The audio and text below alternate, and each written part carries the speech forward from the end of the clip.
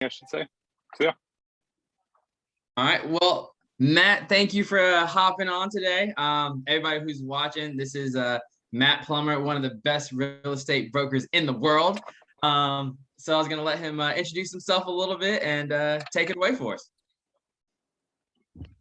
Yeah, thanks, Joel. Hey, everyone. My name is Matt Plumer, licensed agent here in Northern Virginia. However, for another 28 days and until we move to Las Vegas. However, I think if people ask me what I do, real estate is one of the last things that I mention. And it's purely comes down to helping real estate agents in their business and their personal finances. Quick backstory, I've been in the real estate space for about 5 years now. And, going into that, I was looking for a way to impact, our life. And if I even go back a little bit further, quick backstory about myself is, 10 years ago, I was, 300 pounds, alcoholic, addictive sports gambler, smoked a pack of cigarettes a day and made money, but I had no time. And when you just compound all of those things together, you really get, stressed out and just maxed out on so many levels.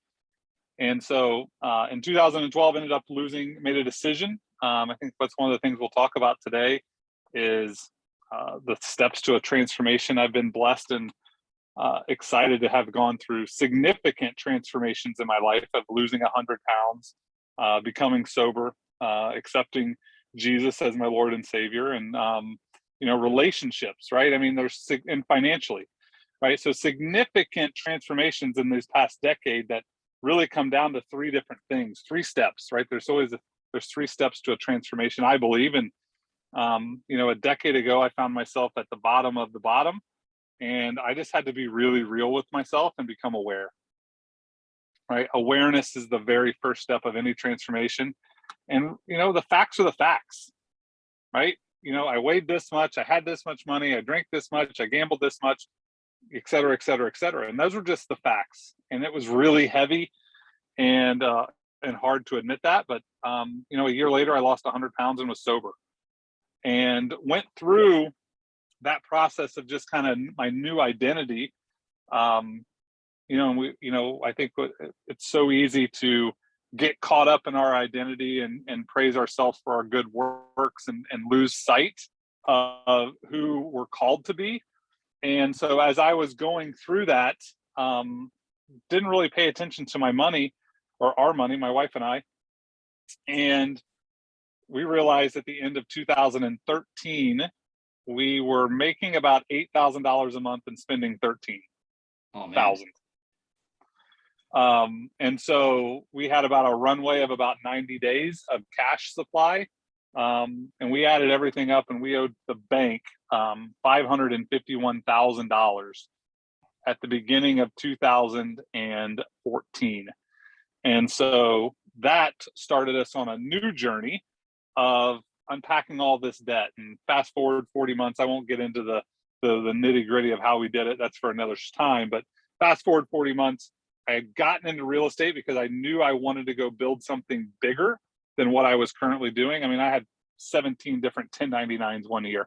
Like I would sell if it could be sold and somebody would pay money, I would get a commission. Like it didn't matter what it was. It was all legal. It was all fun. But at the end of the day, I had to find a different way. And so I got started in real estate. We paid off all of our debt in 2017. And it didn't take me very long, Joel, to figure out that I was not going to be the world's best real estate agent. It took me 4 or 5 times to pass the test. I read the contract and I'm like, this is not for me. And then in my very first team meeting, I was hearing real estate agents and realized that real estate agents were selling real estate next month, selling real estate to this month to pay last year's taxes or next month's car note. Mm-hmm. And as I was on my own journey, had just paid off $500,000 worth of debt. I knew quickly that my path in real estate was going to be helping the real estate agent on their financial journey. I like that. I definitely like that. That's important. I mean, I'm trying to figure out taxes myself a little bit, and I have a coach that's kind of helping me with that. But there's a lot of people who I've talked to who kind of like what you're saying. They're trying to get that next deal to pay for, something that's 2 months ago, or always chase the next one just to keep their head above water. So that's important for sure. Yeah. Real estate agents, we start real estate because we want more time, more money, and more freedom. Mm-hmm. And unfortunately, by selling more real estate, we don't get any of that. True. The more real estate we get, the less time, money, and freedom. We get a little bit more money, but the less time and freedom we get, right? Because it's just go do work, get paid. Go do work, get paid. And so, if we look at some of the financial mistakes that real estate agents make, the first one is just the lack of a plan, because we all look through the lens of where we want to go starting today, and then look down the line of time. Yeah. Right, Joel? I mean, if I ask you, man, if you look down the line of time from today, whatever today is, May 13th, 14th, down the line of time, how far can you see? Oh man, I see visions of what I want, but actually what's there today, not too far, to be honest.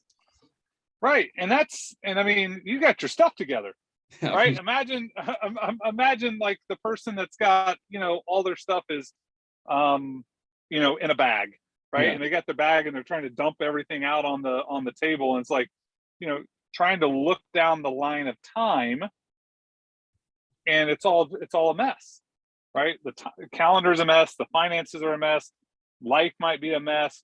We've got, in this day and age, we've got all the economic noise that's out there, and I use the word noise lightly. Like, it's going to be okay.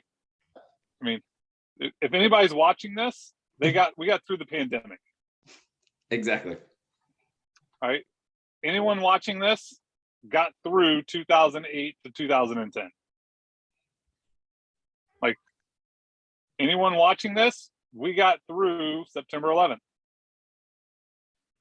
So ultimately, whatever we're going through today, and that's clouding our filter, that is through a little John Cena moment there. Can't see me. Yeah. So the current perspective, our current vision is always clouded by the glasses that we have on, looking through the lens of today. Yeah. Right. And so we have to take those off, go out to where we want to go, who we want to be, right? 5 years, 10 years, 20 years. Turn around, look back, and connect the dots. That makes sense.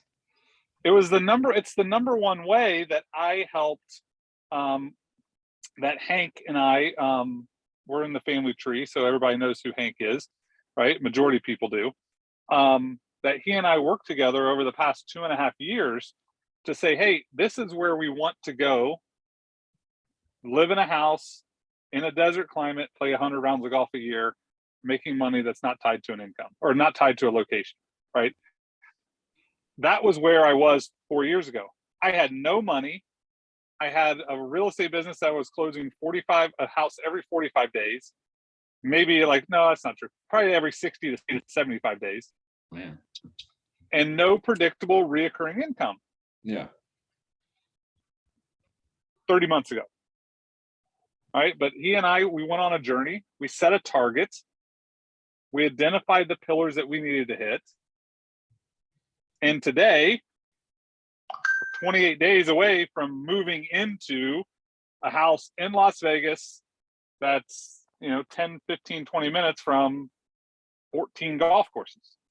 That's awesome, man. Right? Really... with a predictable income, reoccurring income, leveraged income that's independent of where I live, serving people in a community that I care about, real estate agents, around the most pressing need they have, which is money.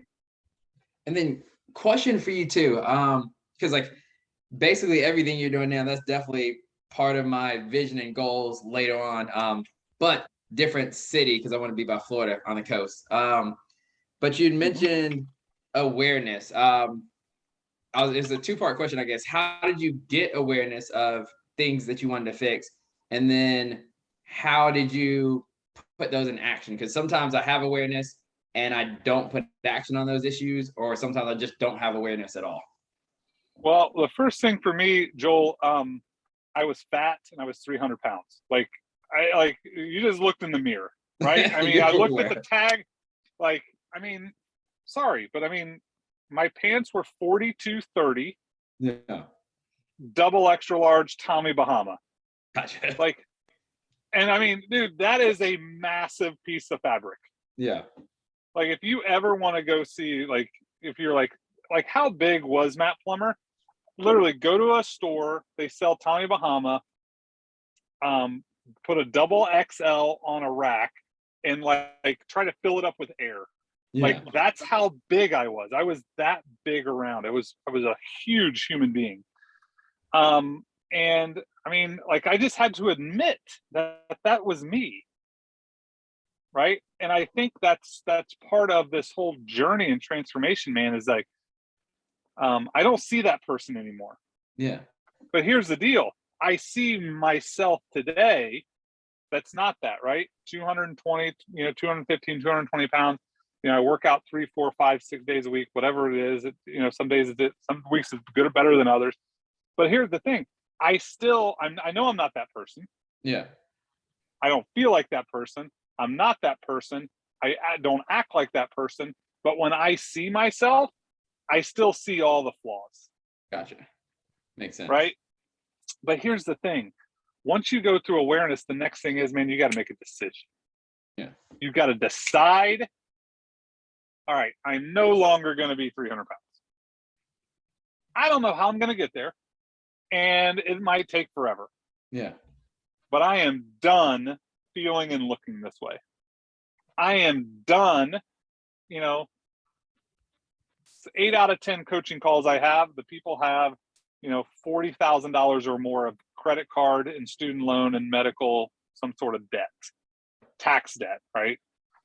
So, hey, this is what it is, right? And you just got to face it and just pull your head out of the sand and just hammer it. You just got to face the facts that this is who you are, right? I've made this amount of money and I still owe the government this amount of money. Yeah.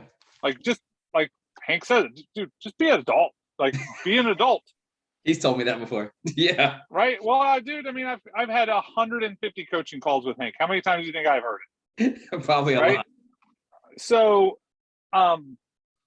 ultimately, at the end of the day, we have to be adults. We have to make a decision. We have to become aware, make a decision that, hey, I'm done using credit cards. Yeah. Right. I actually don't even take credit cards. Like, people are like, hey, I'm going to use my credit card. Like, you ain't using a credit card for the next 6 to 12 months. Yeah. And if that's the only way you can pay me, we're just not a good fit. Makes sense. Right. I'm going to go help you go get, right, another deal, or you're just going to write me a check and we'll just pay for the whole thing up front, but you are not using a credit card. Gotcha. I like it. Because it defeats the purpose, right? Because if they're in credit card debt, we can't borrow more money and try to get out of that debt. Yeah. Right. So, hey, it's a decision. You're going to file your taxes in the next 30 days or we're not working together. Yeah. Makes sense. Right. You got to hire a CPA in the next 30 days. You got to have your stuff in QuickBooks in the next 30 days. You got to do a budget in the next 30 days. That's the decision. Yeah. Because if we're not going to make that decision in 30 days, what are we doing? You got a point. That is definitely true. Right? Because, dude, it's time. Yeah. And none of us get more of it. I can go make more money. That's not a problem. Yeah. I'll never get more time. Right? And so the third thing is intentionality. All right. So once you become aware, I'm $40,000 in debt. I haven't paid taxes in 2 years. I'm going to hire a coach. I'm going to face the facts. I'm going to take Dave Ramsey's Financial Peace University. I'm going to read a book, Profit First. I'm going to read Matt's book, The 5 Financial Mistakes Real Estate Agents Make. Whatever it is, make a decision. And then you got to be intentional. Yeah. Right? Plan every dollar before you even earn it. I need to do that It's another more. mistake. Yeah. Well, dude, we all do. But it's a mistake agents make because nobody's taught this. Here's the deal. Real estate agents don't know how much they make, less than they think. They spend more than they care to admit, which causes them to be behind on taxes and retirement. All facts. The two things that stress agents out the most and give them the most stress and anxiety is inconsistent income and disorganization. Gotcha. Fact. Yeah. Thousands of conversations. Nobody has told me that that's not what keeps them up at night. Their inconsistent income and disorganization. It's on my mind a lot. Yeah.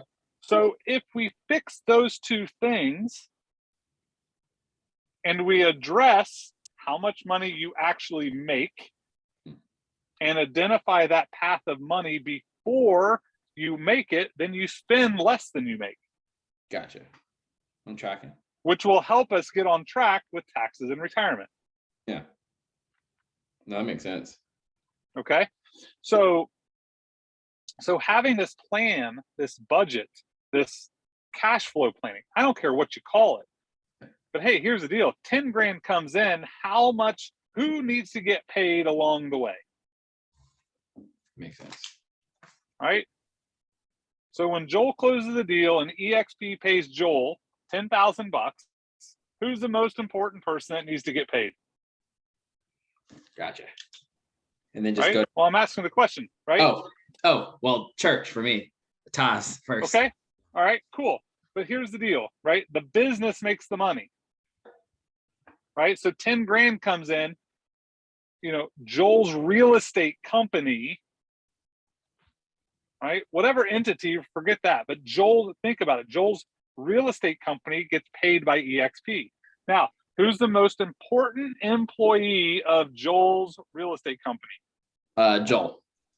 So who should get paid first? Me. Okay, cool. Now, what you do with that money first, right? Tithe, 10%, whatever, right? And we can tithe off the gross and the net. I know what you do, right? It's the same thing I do, yeah. Right? However, now, after Joel's paid, because Joel's the owner, who did the work? I feel like I did. Yeah. So Joel needs to get paid for not only owning, but Joel needs to get paid for doing the work. Never thought about it like that. That's smart. Right? Cool. Now, who's the third person that needs to get paid? Probably my wife. I don't know. No. She gets the other money. Gotcha. Right? We got to pay the government. Oh, gotcha. Yeah. Right? The government gets its money. Yeah. Right? Because for the most part, every real estate agent had a W-2 job before they got into real estate. So they never had to pay taxes, ever. Yep. It just, like, you've never had to pay. You've never had to pay taxes. Yeah. Right? So we're going to take somewhere between 15 and 25%, depends on if you owe the government money. Gotcha. Right? And we're going to set aside the government's money. Right? My bank account that I put that money into doesn't even say taxes. It says government's money. I like it's not my money. Yeah. It never was, and it never will be. That makes sense. It's to pay the United States government. Yeah. Right? Because we can't fight this country and defend this country with used bullets. That is true. They need to buy they got to buy expensive toilet seats and bullets, right? Whatever. So then now, whatever money's left is what we use to pay for our expenses. Gotcha. Makes sense. Okay. And if we can treat that same path of money on the personal side, right? Who's the most important person? We got to tithe. Right? Then who's the most important person? Joel's future. Now we got to save and invest. Gotcha. Then we handle our bills. So see, the majority of agents have that backwards. Yeah. And $10,000 comes in and they're thinking, I got to pay this. and then they get what's left. Yeah. That's how and there's never any money for the government. Yeah. That makes sense. And so when we can figure out, hey, where do we want to go, look back, connect the dots, understand the path of money, and plan that before we actually earn it, that's the intentionality that'll set you up for an incredible financial transformation. I like that. I'm actually going to start implementing that today, because I've heard it, but not explained that way, if that makes sense. So that makes a lot of sense, for sure. Well, cool. Question for you too. I know you talked about, because I don't want to take up too much of your time, so just real quick. I know we talked about everything that's on a real estate broker's mind, money, everything like that. And I know your goal is to, play over 100 rounds of golf. How do you handle your work-life balance? What do you make a priority, or how do you make sure that happens, that you're able to do what you want to do? Great question. So the first thing is I say, how many hours a week do we have? Gotcha. We got 168 hours. Yeah. Okay. First of all, when am I going on vacation? Gotcha. When am I off? What events am I going to? Where are Melinda and Matt going for vacation? Where are we going for the holidays? And I block all of that as far down the line as I can see. Gotcha. So even months out, months out, years out. Hey, I don't coach the last 2 weeks. Melinda has made it perfectly crystal clear that she is traveling and wants to travel internationally for her birthday every year. Gotcha. That is not a cheap time or a financial commitment. Yeah. That's 7 to 10 days the last week of November. Yeah. Right? Et cetera, et cetera. So I also run my model off of a 12-week year. So the 13th week, a couple times a year, I am off. I'm generally off the last week of the month, or at least the last 4 or 5 days of the month, right? So the first thing you have to do is plan your time off, because if you don't do that, everything expands to what we allow. You're never going to go on a vacation. Makes sense. So when am I off? Number one. Number two is, how many hours, what days am I willing to work? Okay. And how many hours am I going to work? How many days? Gotcha. And then what am I going to do inside of the days? Because now, once I say, hey, I'm going to work 40 hours, 5 days a week, or 40 hours, 4 days a week, or my new goal, 30 hours, 3 days a week. That's awesome. Right? Actually, my target's about 10 hours. That's even one better. day a week. Right? Yeah. Right? Or even right? So, you just start compressing this, right? And a whole other training on compression versus expansion, right? So when we get to the place of saying, hey, now it's just like our budget with our money, man. Time and money follow the same principles. If we are reactive and the $10,000 comes in and the 168 hours come in and we just react to it, we're never going on vacation, and we're going to overwork, and we're not going to make enough money. That makes sense. But if we're intentional with those 40 hours that we're going to work on these 5 days, then we can work hard and play hard. Gotcha. Right? So as we're making this transition to Las Vegas, my first thing is going to be, who am I playing golf with and where am I playing golf? Gotcha. What days am I going to play golf? Because I'm going to call Bob, and I'm going to call Trey, and I'm going to call Colby, and I was like, hey, man, we're the core 4. We're going to go play golf every week. What days are we going to play golf? Because I've got to build this new schedule. Yeah, that makes sense. So it's going in before I even figure out when I'm going to be coaching clients. Yeah. It's too important, man. I got to go play 100 rounds. I like that. So basically, you're taking control of your life instead of your life taking control of you. That's kind of 100%. 100%. Yeah. I like that. right? Yeah. Well, Right. shoot. And so when we maximize and we compress it and say, hey, our world has to fit into this, Yeah. now we can say, hey, it's got to fit into this. And so now I have to go level up 1,000 miles an hour inside of that so I can go live a big life. Gotcha. That makes sense.